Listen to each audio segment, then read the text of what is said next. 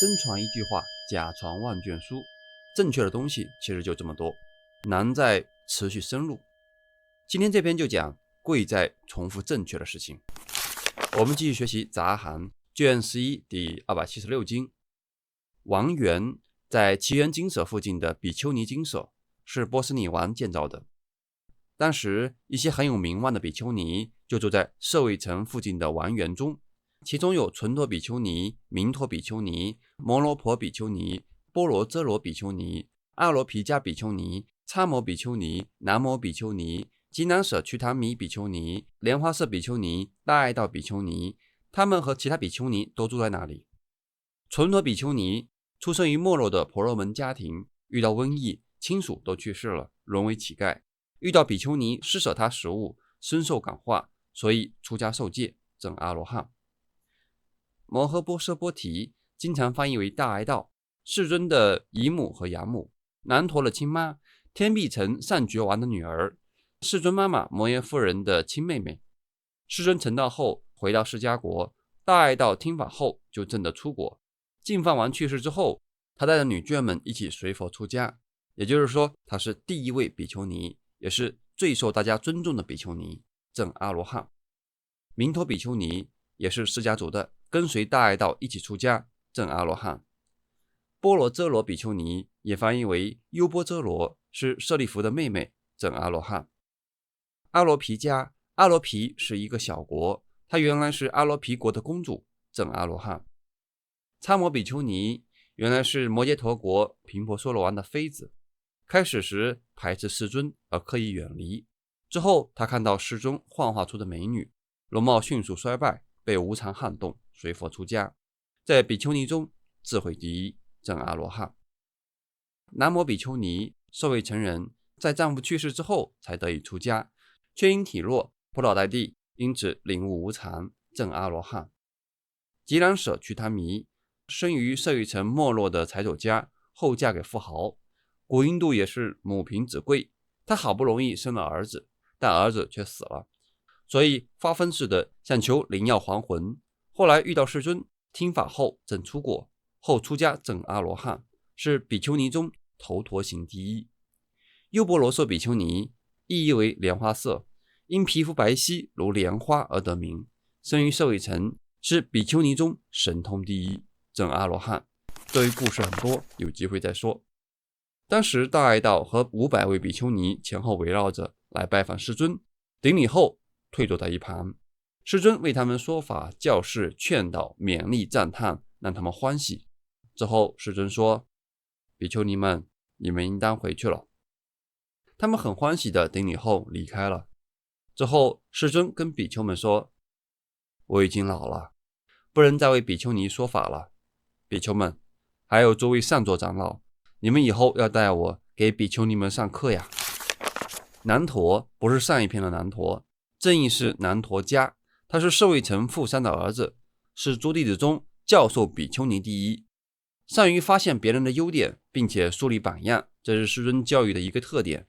看似鸡毛蒜皮的小事都分个第一，就像幼儿园的小朋友被老师奖励了一朵小红花，产生的情绪价值和心理激励比家长给100块还有效，而且一旦形成了长尾效应，就能影响很多人。比丘们就根据世尊的吩咐，按顺序给比丘尼上课，慢慢就排到了南陀迦，但他不愿意去教。比丘尼们又来拜访世尊，请世尊派比丘过去讲法。他们离开后，世尊问阿难，这次轮到谁去讲课呢？世尊，大家按顺序去讲课，这次轮到了南陀迦，但他不愿去。世尊就跟南陀迦说，你应该去教比丘尼，给他们说法。为什么呢？连我都要给他们上课说法，你也应该这样。从古至今逃不开的 KPI。 南陀迦默然接受了。第二天一大早，南陀迦穿上法衣，手拿着钵盂到舍卫城乞食，之后回到精舍，收好衣钵，洗完脚后到室内打坐，出定后穿上僧伽梨，这是讲法时穿的袈裟，很正式。他带着一位比丘来到王园，因为按规矩比丘不能单独见比丘尼，必须还有陪同，你懂的。比丘尼远远看到他们，急忙铺好座位，请他就坐。南陀迦尊者坐下后，众比丘尼顶礼，退坐到一边。南陀迦尊者说：诸位姐妹，你们有问题就问吧，我为你们解说。如果你们听懂了，就说听懂了；如果没听懂，就说没听懂。对我所说的法义，如果听懂了，就好好的受持；如果没听懂，你们就继续问，我会继续为你们解说。比丘尼说：太好了，您能来讲解法义，能这样说，我们特别开心。对没听懂的法义，今天我们会向您请问。这对话稍微有点错乱，其实和世尊的引导基本是一致的。我把对话稍微补充理顺下。姐妹们，眼根是常还是无常的？是无常的。既然是无常败坏的，你们会认为眼根是我，或者是我所有的，或者我在眼根中，或眼根在我中吗？不会的，南陀迦尊者。那耳鼻舌身意这五根是我，或者是我所有的，或者我在这五根中，或五根在我中吗？不会的，南陀迦尊者。为什么呢？我们已经如实看到六根都是无常败坏的，都不是我。善哉，善哉！圣生闻以如实智慧所见，六根也的确都不是我。那眼睛所见的色尘是我，或者是我所有，或者我在色尘中，或者色尘在我中吗？不是的，南陀迦尊者。那声香味触法这五尘是我，或者是我所有，或者我在其中，或者这些在我中吗？不是的，南陀迦尊者。为什么呢？我们已经如实看到外六尘不是我，其中也没有我。善哉，善哉！圣生闻以如实智慧所见，外六尘的确都不是我。那眼睛看到色尘而生眼识，这眼识是我，或者是我所有，或者我在眼识中，或者眼识在我中吗？不是的，南陀迦尊者。那耳鼻舌身意这五识呢？也不是的，南陀迦尊者。为什么呢？我们已经如实看到六识都不是我，其中也没有我。善哉，善哉！圣生闻以如实智慧所见，六识的确都不是我。如果眼根看见色尘而生起眼识，跟尘识三者结合生起眼处，这眼处是我，或者是我所有，或者我在眼处中，或者眼处在我中吗？不是的，南陀迦尊者。那耳处、鼻处、舌处、身处、意处是我，或者是我所有，或者我在处中，或者处在我中吗？不是的，南陀迦尊者。为什么呢？我们已经如实看到六处都不是我，其中也没有我。善哉，善哉！圣生闻以如实智慧所见，六处的确都不是我。因眼根、色尘、眼识相触，因相触而有感受，这感受是我，或者是我所有，或者我在感受中，或者感受在我中吗？不是的，南陀迦尊者。那耳受、鼻受、舌受、身受、意受是我，或者是我所有，或者我在受中，或者受在我中吗？不是的，南陀迦尊者。为什么呢？我们已经如实看到六种感受都不是我，其中也没有我。当我们看到帅哥美女跟诚实相处，该凹的凹，该凸的凸，哇哦，这就是有乐受。接着像狗追骨头似的追出去了。当看到一些刻意宣扬仇恨的内容，呀呀呀呀，气死我了，弄死他，这就是苦受。善哉，善哉！圣生闻以如实智慧所见，六种感受的确都不是我。因眼根、色尘、眼识相触，因相触而有概念名相，这概念名相是我，或者是我所有，或者我在概念名相之中，或者概念名相在我中吗？不是的，南陀迦尊者。那耳想、鼻想、舌想、身想、意想是我，或者是我所有，或者我在概念名相之中，或者概念名相在我中吗？不是的，南陀迦尊者。为什么呢？我们已经如实看到六种想都不是我，其中也没有我。六种想就是想运，是很多人容易弄混的。眼睛看到各种事物，知道这是青黄赤白，是圆的方的，这是概念名相。如果人们都不知道红色是什么，无法区分樱桃是什么颜色，那就不存在红色这个概念。普通人有3种视锥细胞，大约有12%的女性有4种视锥细胞，所以他们看到的色彩会比大多数人要更丰富。再比如端午节，在中国也是慢慢形成包括吃粽子、赛龙舟的习俗。西方人原来没有端午节的概念，但现在这个文化也传播过去了，他们也会吃粽子和赛龙舟，这些都是响应。善哉，善哉！圣生闻以如实智慧所见，六种想的确都不是我。因眼根、色尘、眼识相接触，因接触而引发思维，造作身语意。这思维是我，或者是我所有，或者我在思维中，或者思维在我中吗？不是的，南陀迦尊者。那耳思、鼻思、舌思、身思，意思是我，或者是我所有，或者我在思维中，或者思维在我中吗？不是的，南陀迦尊者。为什么呢？我们已经如实看到六种思都不是我，其中也没有我。思的作用非常关键，通过思就能造作身语意。各大小宗派各种洗脑，当然也包括各种科普教育，包括你现在在听阿含，都是为了转变这个思。这个思形成了每个人的三观。善哉，善哉！圣生闻以如实智慧所见，六种思的确都不是我。因眼根、色尘、眼识相接触，因接触而引发贪爱。这贪爱是我，或者是我所有，或者我在贪爱中，或者贪爱在我中吗？不是的，南陀迦尊者。那其他根尘识互相接触，因接触而生贪爱。这贪爱是我，或者是我所有，或者我在贪爱中，或者贪爱在我中吗？不是的，南陀迦尊者。为什么呢？我们已经如实看到六种贪爱都不是我，其中也没有我。六入缘触，触缘受，受缘爱，按步骤也就是缘起，一步步往下推，这一切都是无常的，没有什么是恒常不变的。比如喜欢吃辣的人无辣不欢，喜欢看黄片的人每天不看心里痒痒。人们只是在抓取贪爱，抓取渴望，被多巴胺控制了。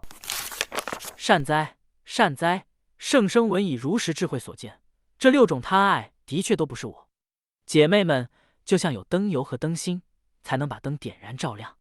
但灯油是无常的，灯芯也是无常的，火也是无常的，灯具也是无常的。如果有人说，即使没有灯油、灯芯、火、灯具，但依靠这些东西才能燃起的灯光，却是永恒常驻的、持续的、不会变异的、稳定的，这种说法是正确的吗？不对，南陀迦尊者。为什么呢？因为灯油、灯芯、灯具都是无常的，如果没有这些，那灯光也会随之熄灭。是这样的，姐妹们，六根都是无常的。如果有人说，由六根所升起的喜乐感受是永恒常驻的、持续的、不会变异的、稳定的，这样的说法正确吗？不正确，南陀迦尊者。为什么呢？因为我们已经如实观察过了，以一些事物为因缘，会升起相应的其他事物。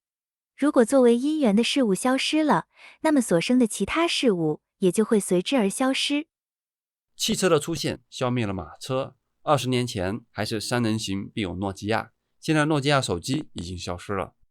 1000多年来，世尊的法已经演变为空谈、神话和宗教，但最近100多年来，考古的陆续发现，全世界的交流越来越密切，越来越多人发现，原来2500年前教法是这个样子呀。随着技术的发展，现在用小小的手机竟然能欣赏2500年前的文明。善哉，善哉！圣生闻以如实智慧所见，也是此有故彼有，此无故彼无。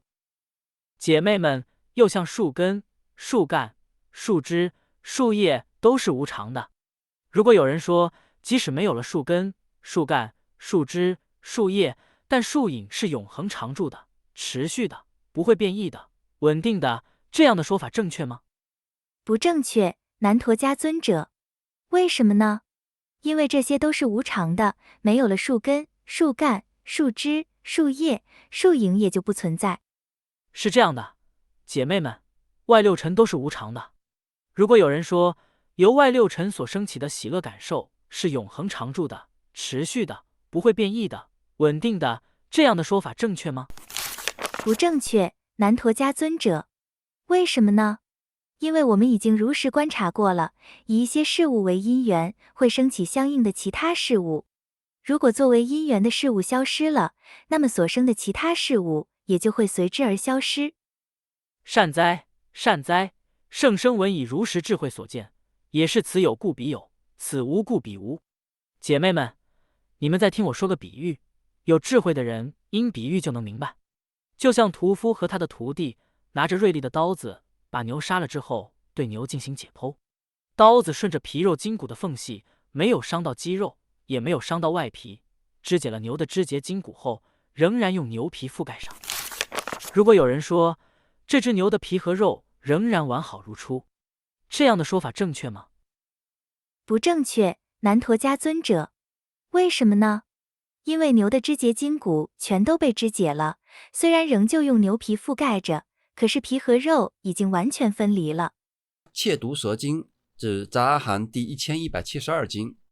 这句有点突然，在巴利本没有，应该是后来添加了注释。这篇主要内容是身体的四大就像4条毒蛇，如果四大不平衡，这身体就报废了。学见记指有学圣者，还在断烦恼阶段的圣声闻，除了阿罗汉之外的圣者。姐妹们，我说的这个比喻，牛的肌肉就是6根，牛皮就是外6尘，屠牛的人就是有学圣者，皮肉中间的筋骨就是各种贪爱，锐利的刀子就是圣者的智慧。多闻圣弟子就是以智慧的利刃斩断一切烦恼牵缠。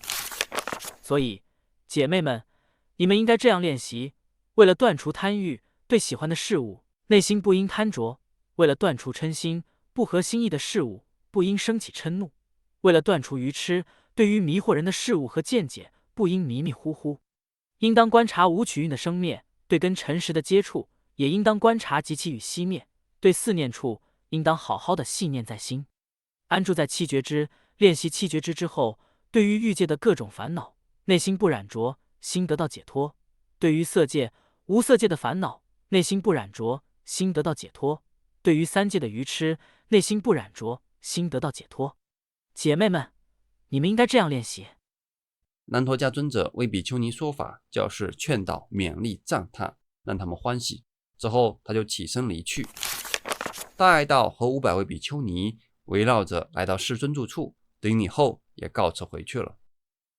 他们走后，世尊说，就像14日晚上大家赏月，这时候是不是满月呢？要知道月亮还没有圆满。同样的，南陀迦虽然已经正确的教授500位比丘尼了，只是他们还没有完全解脱。但是这些比丘尼在命终之时不会再投生到这个人世间。换句话说，他们中的很多人此生能证得3果阿那含，但还没有完全圆满。世尊跟南陀迦说，你应当再为比丘尼们说法。南陀迦尊者默默地接受了。第二天大家又来了一遍，讲的内容这里没写，在巴利本中和前一天是一样的，也就是说南陀迦所讲的内容完全没问题，但要多讲几次，再通过答疑消除他们所有的疑问。世尊跟比丘们评价说，就像15日晚上的月亮，没有人会怀疑月亮是不是圆满。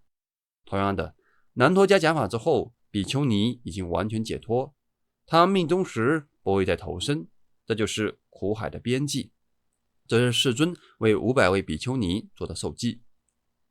世尊所讲的法核心的内容其实都已经讲过了，那还得继续讲，因为贵在重复，而且还要结合大家实际遇到的问题进行解答。好，感恩老师，感恩作为阿罗汉，感恩大家花时间听法思维，愿大家也能重复正确的事情，圆满解脱。有问题找星球，我有问必答。欢迎大家关注公号你好阿含，只跟你说不忽悠，可实践的正念冥想，何以解忧，唯有阿含。欢迎点亮转发关注充电，欢迎加入频道会员，把视频传播给更多的人，会让您平安吉祥，一切顺利。谢谢。